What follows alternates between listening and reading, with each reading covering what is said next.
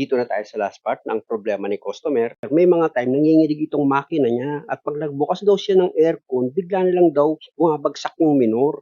At pag nag-start naman daw siya sa umaga, meron daw maingay dito sa makina. At pag nirevolusyon niya naman, meron din daw maingay. Sa nakita ko mga boss, itong fan belt lang at yung bearing kailangan na siyang palitan. Kaya nga kung napanood niyo yung part 1, itong tensioner bearing niya kalug na. At ito na ngayon yung bagong bearing na nabili ni customer. Kung makikita nyo, ikinakabit ko na yan dito sa pulley. At para lumapat siya ng maayos, kung makikita nyo, gumamit ako dyan ng socket wrench sa number 27. Exacto yun mga boss, kita nyo, pasok agad siya dito sa pulley. Tapos, pwede ko na ngayon ibalik yan dito sa tensioner adjuster niya. Ipasok nyo lang itong pulley mga boss dito sa belt. Tapos, isentro nyo itong bearing dito sa adjuster niya. Tsaka nyo ngayon lagyan siya ng nut. Pag nahigpitan nyo ng kaunti, gumamit ka na ngayon ng socket wrench sa number 14 para ma-adjust mo nga itong belt ng compressor. Na pag okay na, gamit pa rin itong socket wrench mo na number 14, higpitan mo na itong nut dito sa tension bearing mo. Tsaka mo ngayon i-check itong belt na dapat pares sila ng play nitong power steering belt mo. Siya nga pala, ito yung belt na pinapalitan ni customer na naputol. Kung makikita nyo mga boss, maluwag din yung pagkakagawa sa kanya o yung pagkakalagay. Oo, luwag oh. Kaya talagang makakarinig pa rin si customer ng ingay. Kaya ang gagawin ko dyan mga boss, gamit niya itong box wrench sa number 12, luluwagan ko itong bolt dito sa adjuster ng belt. Ayan o, kung makikita nyo, niluluwagan ko. Tapos dito naman sa baba, gumamit ka dyan ng box wrench sa number 14, luwagan mo rin yan. Tsaka mo yung gamitan ng matikas mo na flat screw. Itulak mo pa atras itong alternator para itong belt mag-adjust siya. At kung sa palagay mo okay na yung pagkaka-adjust mo dito sa belt, o higpitan mo na itong bolt dito sa ibabaw ng alternator. Gamit niya itong box wrench mo na number 12. Dito naman sa baba ng alternator, higpitan mo na rin yan gamit yung box wrench mo na number 14. Tsaka mo i-check yung belt. Pag okay na talaga, o i-final mo na ngayon yung higpit. O di ba mga boss, basic na basic naman talaga. O tingnan niyo yung pagkaka-adjust ko. Tama lang yan, may konti dapat siyang play na didiin mo itong belt. Hindi pwedeng banat na banat yung belt, pwedeng masira yung mga bearing niyan. O kaya naman magkaroon siya ng ugong pag tina-start mo itong makina. Dito na tayo sa throttle body. Grabe dumi nito no. Kapal yun. Gabuntok naman yung kumapit na carbon dito sa plate niya, pati yung alikabok. Kaya pala pag nire-revolution ko, late na yung power niya eh. Yun naman pala, kahit mag-open na itong plate niya, akala mo sarado pa rin dahil nga sa sobrang dumi. Hugasan ko muna itong throttle niya ng gasolina mga boss para makatipid ako sa paggamit ko nga ng throttle body cleaner, yung pang-spray. Eh pag ganito kakapal yung carbon dito sa loob ng throttle body niyan, ako, uubos ako dyan ng 3 throttle body cleaner eh. Pag ganyang karumi, tignan nyo naman oh. Saglit ko palang nililinis itong throttle body, kita nyo yung gasolina ko, kulay itim agad. Tanggalin ko na nga itong ISCB niya mga bossing, meron siyang 4 na screw. Gumamit lang kayo ng Phillips screw dyan. Common na luwagan ko na yan mga boss, kaya kung makikita nyo, maluwag ko nang tinatanggal itong mga screw niya.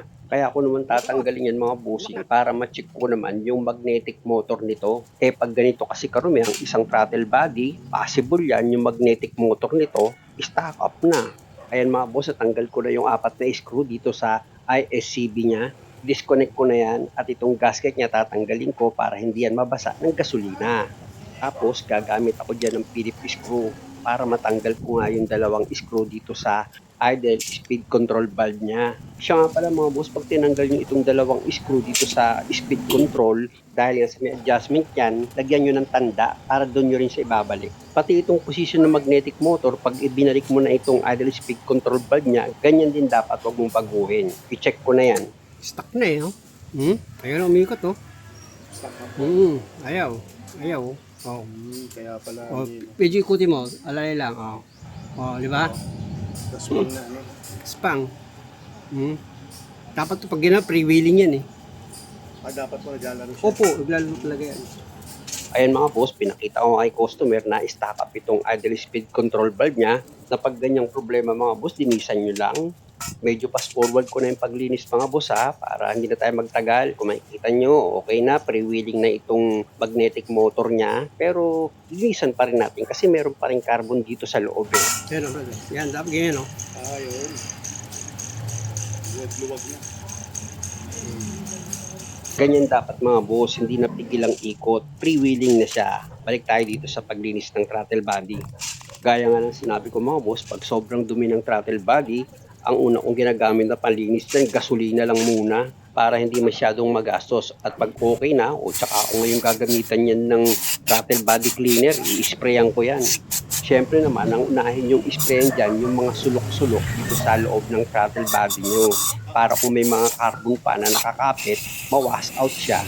Unang-una, madali na lang din matatanggal yung dumi na kumapit dyan dahil nga sa nababaran mo na yan ng gasolina. Kumbaga, pang-finishing na lang itong pang-spray na gagawin ko. At pag okay na, dito naman sa magnetic motor niya, syempre yung loob niyan, meron pa yung kahit pa paano kumapit na dumi, importante na matanggal yun. Para sigurado ka nga na pre-wheeling na itong magnetic motor. Ayan o, ita mo, talagang wala na siyang pigil. Kumbaga, pre-wheeling na talaga yan. Kaya, possible mawawala na yung problema ni customer at gaganda na yung hatak nito. At para mas maganda mga boss, siyempre naman, binayaran naman tayo di ba? Hanginan ko na rin itong throttle body niya para kung meron pang kumapit na dumi dyan, mawash out nitong malakas na blower ko. Pati itong magnetic motor niya, hanginin ko rin yan, di ba? Ganun lang. Sabi ko nga kay customer, habang naghihintay kayo, para hindi kayo naiinip, manungkit muna kayo ng duhat. Ayan yung sasakyan nila, mga bossing. Ito naman si sister. Nanunungkit siya ng duhat May nakuha naman kaya. Nakasungkit ka pa. Hindi, kaya niyo po yan. Ang dami sa Kaya niya yan. Sabi ko nga kay sister, umakyat siya para mas madali Joke. Balik na tayo dito sa ginagawa ko mga boss. Siyempre, dahil pre-wheeling na yan, ilagay ko na itong o-ring niya. Ayan, yan yung o-ring. At gaya nga ng sinabi ko, itong magnetic motor niya, ibabalik niya sa dati niyang position. Kung nasa taas yung pinaka-arrow niya, di doon niyo siya ibabalik. Kaya lang ang problema, dahil nga sa may magnet yan, kita nyo, di ba, nagbago yung position. Kaya pag ganyan, syempre, gagamit ka ngayon ng diskarte mong talino. Sa akin mga boss, mailalagay ko naman itong idle speed control niya na hindi yan magbabago. Siyempre, chichempo ako, di ba, nailagay ko na siya. Pero, bigyan ko pa rin kayo ng isang option. Pugutin ko ulit itong idle speed control valve niya, tapos i-position ko itong magnetic motor niya, tapos, lagyan ko yan ng flat screw. Ayan, hindi siya kayong gagalaw. Tsaka mo ngayon ilagay itong idle speed control valve connector. Di ba? Di ba? Ganun lang siya kadali. At dahil sa okay na, pwede mo na ngayon ilagay yung dalawang screw. Paalala ko sa inyo yung sinabi ko kanina, na bago nyo tinanggal yung dalawang screw dito sa idle speed control valve, dapat nilagyan nyo siya ng tanda. Kasi napipihit itong idle speed control na-adjust yan mga boss. Kaya mas maganda, lagyan nyo na siya ng tanda. Para pag nagpedal na kayo ng higpit, wala nang problema.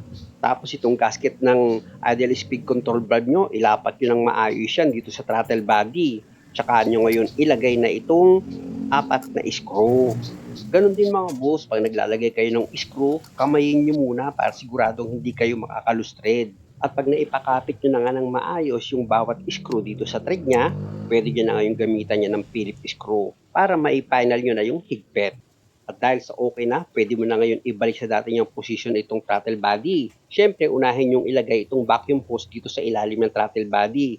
Tsaka nyo ngayon itusok na itong throttle body dito sa intake manifold. Pag naipasok nyo na yan, isa pang vacuum hose dito sa ibabaw ng throttle body. Ayan yung nilalagay ko. Pag naikabit nyo na yon, pwede mo na ngayon ilagay yung nut dito sa ibabaw ng throttle body. Tapos sa ilalim niyan, meron siyang tig-isang bolt. Ayan mga boss, yung isang bolt na pinapakapit ko na yung sa thread niya. Ayan, pag naipakapit ko na, ito naman yung pangalawang bolt. Pinakapit ko na rin sa thread niya. Tsaka nyo yung gamitan ng socket wrench na number 12 para ma-final nyo na yung higpit ng mga tornilyo dito sa throttle body. Di ba mga boss, basic na basic lang at kayang-kaya nyo. At dahil sa okay na yung pagkakahigpit mo, itong dalawang connector dito sa throttle body, yung sa baba, tsaka dito sa taas, ilagay mo na yan. Tapos dito naman tayo sa inlet hose ng cover ng air filter, i-connect mo na yan dito sa throttle body mo. Pag lumapat na siya, ito naman cover ng air filter, ilapat mo na rin yan dito sa housing niya. Tsaka mo ngayon ikalawit na itong 3 clip para mag-lock na itong cover. Tsaka mo ngayon i-position na itong accelerator cable mo. Siyempre, iayos mo yung pagkakalagay niyan dito sa throttle. Tapos gamit ka ng Phillips screw para maigpitan mo itong clamp dito sa inlet hose na nakakabit dito sa throttle body. At pag okay na, gamit yung open wrist sa number 12, higpitan mo na yung dalawang nut dito sa accelerator cable. Tapos yung maliit na hose, i-connect mo na yan dito sa inlet hose ng throttle body mo. At kung sa palagay mo wala ka na nakalimutan, o ibalik mo na itong negative wire dito sa negative terminal ng battery mo. At dahil sa okay na, pwede mo na ngayon ipa-start itong makina.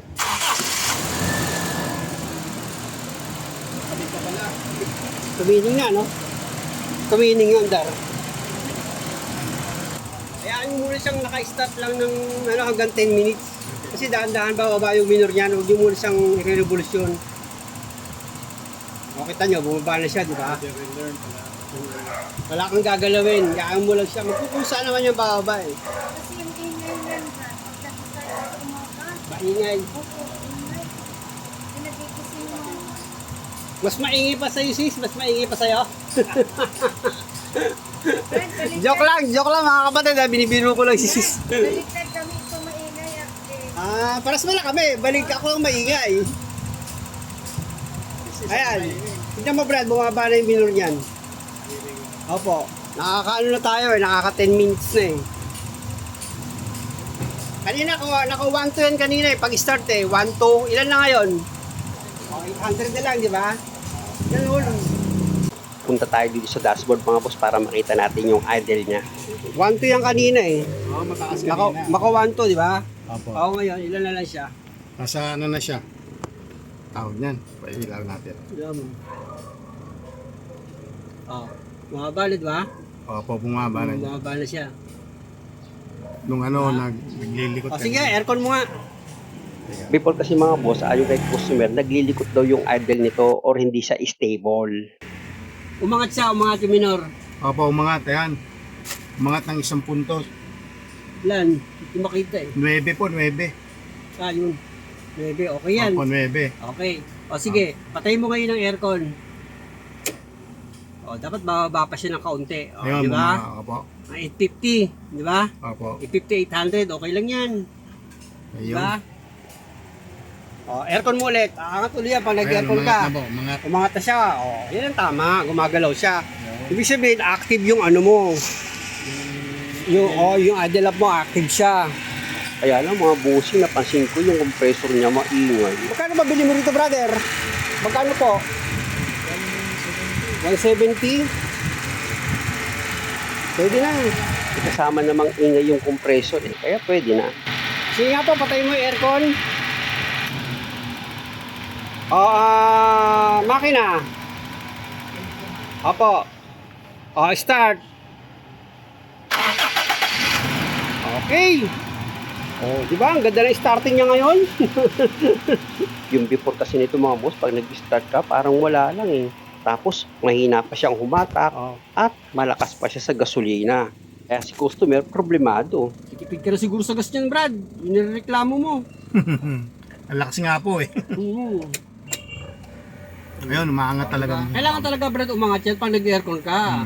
Kasi manginginig yung makina pag may load ka eh. Nung Tapos, kasi nanginginig na. hindi magbabago eh. Tapos kapag wala kang aircon, mas maganda, mas mababa siya. At hindi naman porket okay na kay customer itong makina niya, tapos na ang usapan, hindi tayo ganoon. Kailangan pa rin itong i-road test.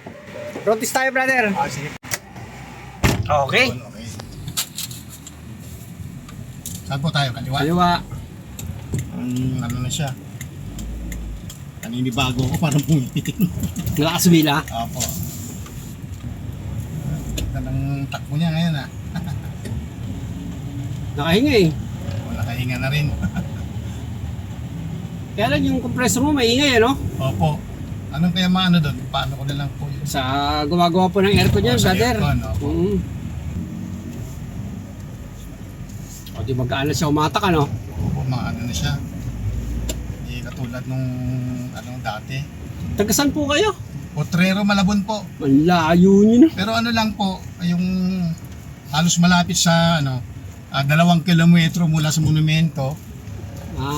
Tapos anong tawag nito? Malayo pa rin, 2 kilometro kung monumento pa. Opo, tapos Ang layo. 2 kilometro din mula sa Valenzuela. Sa susunod, Brad, may video naman ako. Ikaw na yung gagawa. Apo, lobin po. Paano ko maigi? Ayaw, kasi kung totoo sa'yo, kung talaga kayo gawin, ang lalayo nyo eh. Oo. Saka Tsaka ramdam mo yung biglang kakadyot eh, no? Yung Opo, pag hindi ko ginasan mo, maramdam mo kagad may hapak siya eh, di ba? Talagang bumibigay na kaagad. Oo. Malaki ng pinagkaiba. Kaya lang, talagang malaking pagkakaiba. Layo niya. Ang laki. Ang luwag ko pala dyan. Ano? Ano kasi ako lang, hinahinayang kasi ako. Biro mo, sayang yung oras na itinakbo nyo. Kailan po yun? Basta ang halaga eh, maayos lang po. Isa naman ipagawa mo naman sa iba. Tapos hindi ka rin naman masatisfy. Sayang din. Sabagay, simpleng Oo. panbelt lang, ano? Oo, Hindi mo pinagawa mo yung simpleng panbelt, ano? Bago. Pero yung pagkakalagay, wala. Hindi na nga siya yung ano, yung pag ini-start mo eh, parang ano. Ano? Kaya minsan mahinga yung panbelt. Hindi nakita mo na yung pagpalit ko ng panbelt. Easy lang, Oo. napakadali. Di ba? Yung ano kasi tinanggal pa sa ano eh. Yung pinaka-cover, tinanggal niya pa eh. Oo, yun. Yan, tagal ginawa. So, matagal din po. Eh, yun. Ano, okay na ba? Okay na po. Ako tulog. Salamat sa Diyos. Salamat sa Diyos. Muli mga boss, maraming salamat sa panonood. Sana nakakuha kayo ng idea at kung maaari, huwag nyo naman sanang kalimutang mag-subscribe sa channel ko. Maraming salamat ulit. Alam mo na, Hmm.